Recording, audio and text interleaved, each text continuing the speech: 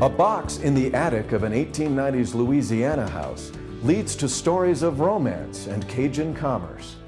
In Idaho, owners of a 17,000 square foot mansion try to uncover the facts about the mysterious disappearance of the home's wealthy builder. And a 1912 Los Angeles bungalow reveals flashes of Hollywood history. These stories and more, if walls could talk.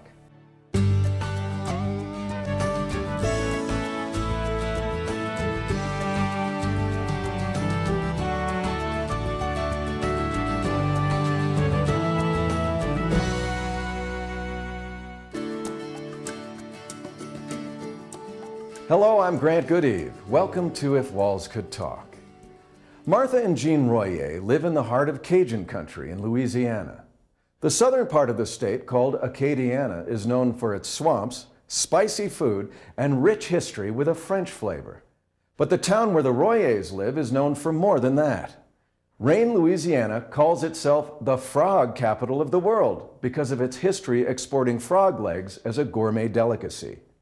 That may be why Jean and Martha jumped at the chance to buy an old house in town, but as they restored it, they also took a leap into its boarding house history.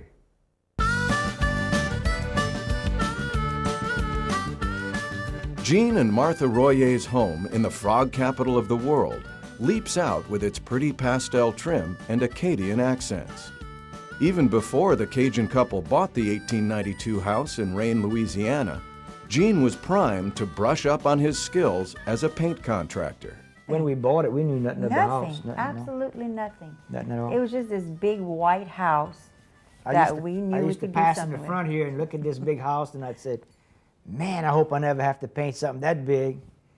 And I ended up painting it for free, all on my own. Just across the railroad in Rayne, the house needed some intensive teamwork to get it back on track.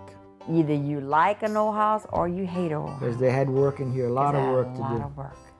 And we loved it. And they loved learning the local lore surrounding the history of their house.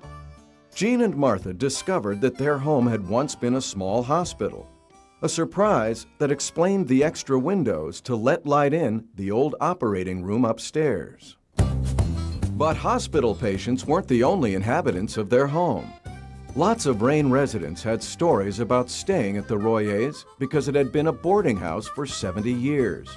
Even their next-door neighbor, Mrs. Cayo, was once a renter. She was the source of several spicy stories, including her own. She lived here, I think, 12 years. 12 years. I believe it was 12 years. Yes. And found her husband in this house, a Frenchman that spoke no English. Very and her, little, she for sure. spoke no French. And she said, when you're in love, you don't need to speak. Another voice from the past, this one in English, spoke to Jean and Martha from a forgotten box. We found these up in the attic on the top floor, and a box full of all kinds of goodies, and it was a good treasure. It was a good find. Once I read through them, I figured exactly what they were, and I said, well, we got something here that we need to keep. The ledgers from the 1930s and 40s led the couple back to the woman behind the boarding house in their home, Arice Bess. She called her establishment the Bess Hotel and Restaurant. She was very much a woman beyond her time because she had that business sense about her. And her husband was against all this. He wasn't in favor of this at all, but she did it anyway. Mrs. Bess kept close tabs on all her boarders, literally. Drinks, candy, 5 cents. Those were the good days. Some of them had long bills.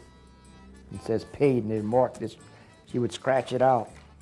Some of the old pictures of Mrs. Bess in later years, she was a nice-looking lady. They received another prized picture of the Bess family from a local photographer who also happened to be a grandson of Mrs. Bess. He called me one day and he said, come get this picture and I'd like for you to frame it and put it on y'all's wall, and we did. Yet another photo found its way home to Jean and Martha, but this picture was taken in 1910, before it was Mrs. Bess's boarding house. And it was loaned to us by Miss Lulu Daboval, which she was the last living descendants of the Daboval family. And she's the tall girl on the porch. The Royers learned that their house had been built in 1892 by a French family from New Orleans, the Dabovals. Mr. Daboval served as the mayor of Rayne and owned the first rice mill in Acadiana. Miss Lulu was one of his 13 children. I think the first thing that she asked me was, what are you going to do about those porches? Porches, yeah, the porches were That gone. bothered her, really did. The porches had been made into bedrooms for boarders, and only one of the original columns still stood. But once Gene saw the picture, he went to work, taking the house back to the way it once was. From the picture, I was able to reconstruct all my lace work. There are pieces of exterior trim he intends to return to the house, as soon as he finishes stripping, sanding, and painting all 57 of them. These are my cypress shutters that I found up in the attic. They had been up in the attic for 6 to 7 years, I believe. That's thanks to Mrs. Bess, who was apparently more afraid of the shutters themselves than of the high winds of a hurricane. When the wind would kick up, they would rattle and slam on the house, so she was scared at night, so she had them all taken down and put up in the attic. Good thing she didn't throw them away or sell them, because I ended up with them. Gene was also excited by another forgotten find in his house, a hidden hallway, blocked for years by a utility closet. Well, the next day I had my hammer and crowbar and I was tearing out. Splinters were flying all over. We had a long hall. This hall is 39 feet long. Gene's restoration work makes the house feel right as rain to the Royers, and the history of their home is full of Cajun flavor born on the bayou. I felt it when we bought it and walked in here. It's like we had been here all our lives. We like our old house. This is home. We love it. Gene and Martha have discovered that there's a connection between the Bess family and the Dabovals. Both families employed a Cajun woman named Lena Moss, who worked as a live-in housekeeper. Gene and Martha knew which room Lena occupied because in one old photo, they could see her mop and bucket hanging out of the window. Martha has kept Lena's suite of rooms decorated with the furniture she left behind as a memorial to a woman connected to both families who lived in her house. Coming up next, while uncovering the mysteries of a 17,000 square foot Idaho mansion, the owners discover the home's builder was involved in a national mystery of his own. There's more to hear if walls could talk.